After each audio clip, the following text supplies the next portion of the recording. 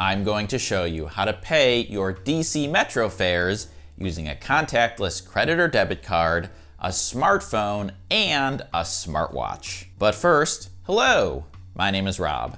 I'm a tour guide and founder of Trip Hacks DC Tours. On this channel, I share my best tips, tricks, and travel hacks for visitors who want to explore Washington, DC. In May 2025, Metro launched Tap, Ride, Go, which allows riders to pay their Metro fares without needing to buy or load up a SmarTrip card. Historically, SmarTrip is what you used to ride Metro. But now, you are able to skip the SmarTrip and pay your fares with what you already have. This is a massive upgrade that will put DC Metro on a similar footing as transit systems in other world cities like New York, London, Sydney, and others. And in my opinion, will make Metro much more inviting and user-friendly for DC tourists. To help you get comfortable with this new system, I will demonstrate how to tap in and out using a contactless credit or debit card, an iPhone, and a Pixel Watch. Then I'm going to answer some of the questions you may have about this new setup, including whether multiple riders can share the same credit card, what to do if you want to ride but don't have a contactless credit or debit card, or just prefer to pay with cash, and a bunch of other logistical scenarios. You can either watch this video straight through or jump around using the timestamps that I will put in the description. With that, let's head over to the fare gates so I can show you how to ride with a credit card.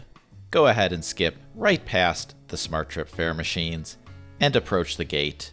With your credit card, tap against the target, wait for that green check mark, the gate will open, and you're in. Ride Metro to wherever you need to go, and do the same at your destination station to exit. Approach the gate, tap your credit card on the target, wait for that green check mark, the gate will open, and you're done.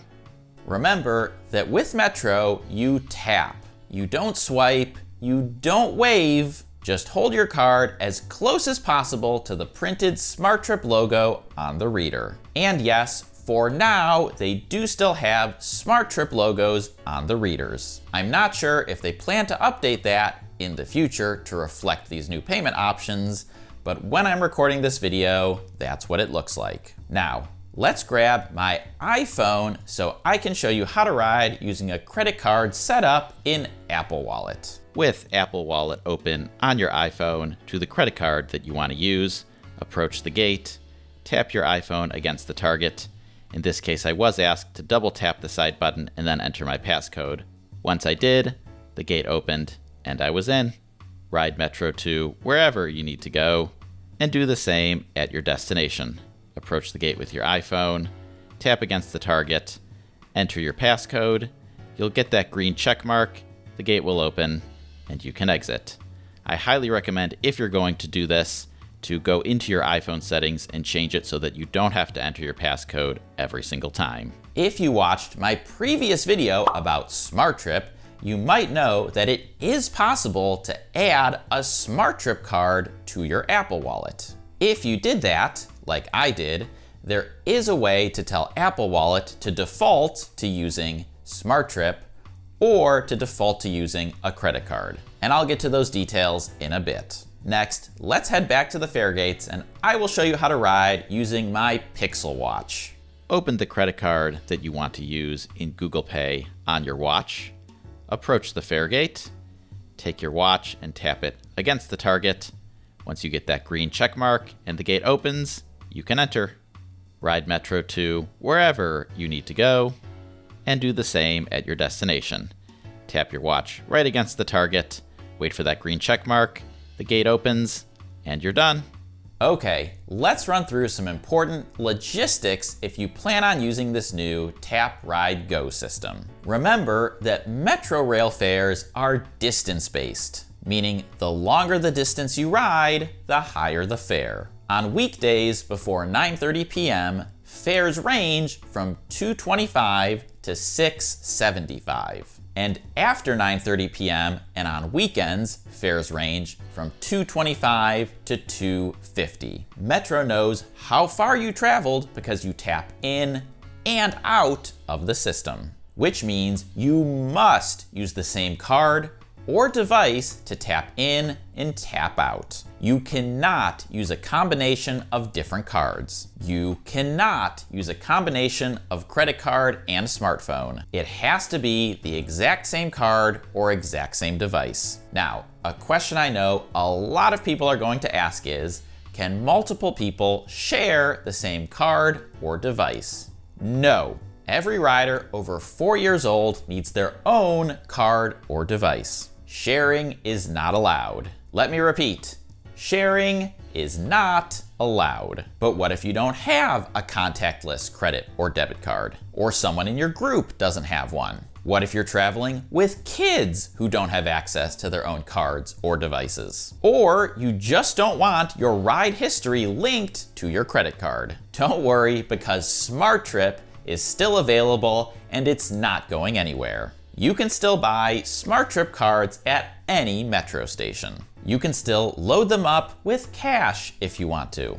Let's say you have a family of 4, 2 parents and 2 kids, aged 8 and 13. In this scenario, you need 4 different cards or devices, which could look like this, where the parents use credit cards to ride and the kids use SmarTrip cards. Or like this, where one parent uses a credit card, the other parent uses a smartphone, the teenager uses a smartwatch, and the youngest child uses a SmarTrip. Or it could look like basically any combination of this, so long as there is no sharing going on. Now, if you have a credit or debit card but aren't sure, how do you know if it's contactless? Contactless cards will have a logo, which, zooming in, looks like this, with 4 curving lines. In the US, most Visa, MasterCard, American Express, and Discover cards are contactless. If you're visiting from another country, if your card is on one of those 4 networks, then it probably will work. However, if it's on another network, it may not work and you might have to buy a SmarTrip card. A tip, if I may, if you've never tapped to buy something before, I strongly recommend trying it before your trip. Whether that's at the grocery store, the gas pump, a coffee shop, or wherever, when you're buying something, tap your card to pay and confirm that your card is working properly. Another important tip is, if you're like me and keep multiple credit cards in one wallet, make sure to take out the card you plan to use to ride Metro. If you keep multiple cards stored together, this can create what's called card clash, whereby the reader doesn't really know which card you're intending to use. Then a different card gets read than the one you thought you were using, and this can cause headaches when it's time to exit the system. Now, what if you watched my video and previously set up a SmarTrip card in your Apple Wallet or Google Wallet? And now you want to say, forget about that, I want to ride simply using a credit card. By default, the SmarTrip card, if you have one set up, will be used before a credit card. In Apple Wallet, you can change this by enabling the Express option on the SmarTrip card if you prefer to use that, or enable the Express option on a credit card if you prefer to use that. And I actually cannot find a similar option in Google Wallet, so you may just need to remove the SmarTrip card entirely if you don't want to use it anymore. But if anyone is more of an expert on Google Wallet and knows an answer to this, leave a comment and let everyone know. If you want to see a record of the rides you've taken and the fares you've paid, you can use Metro's customer dashboard. You'll enter your credit card details and a report will appear with your rides taken and fares paid. Now, I've talked a lot about using Tap Ride Go on Metro Rail, but what if you want to use it to ride the bus? Unfortunately, at the time I'm recording this in May 2025, it is only available on Metro Rail. However, the plan is to extend its functionality to buses and parking lots in the future. So make sure you're subscribed to this channel so that when that news comes out, you can hear it from me. Now, let's talk about fare capping. If you're not familiar with the term, fare capping refers to a system where, after you've paid a certain amount in a given day or week, you don't pay anything beyond a maximum amount. Fare capping is awesome because it gives riders the benefits of having an unlimited ride pass, but without the pressure of needing to guess in advance about whether you will need an unlimited ride pass. But unfortunately, I have to report that Metro will not be rolling out fare capping with Tap Ride Go. Metro says its management and board of directors will discuss this policy at a future date. So there is hope, but no firm timeline. My plea is that if anyone from Metro management or the board of directors ever finds this video, please make fare capping happen. So, do I recommend that Washington, D.C. tourists use the new Tap Ride Go system? Yes, absolutely. I think this is the best and most tourist-friendly improvement that Metro has made in a long time. Not having to think about SmarTrip or stress out about whether you have enough balance on your card is great. And if you're a world traveler and have already gotten used to contactless payments in other cities, you'll feel right at home. And if you want to or prefer to continue using SmarTrip, that's an option too. Speaking of SmarTrip, I do have a separate dedicated guide to using it. And I highly recommend watching that video next. Just go ahead and click or tap right over here to check it out. Enjoy your trip.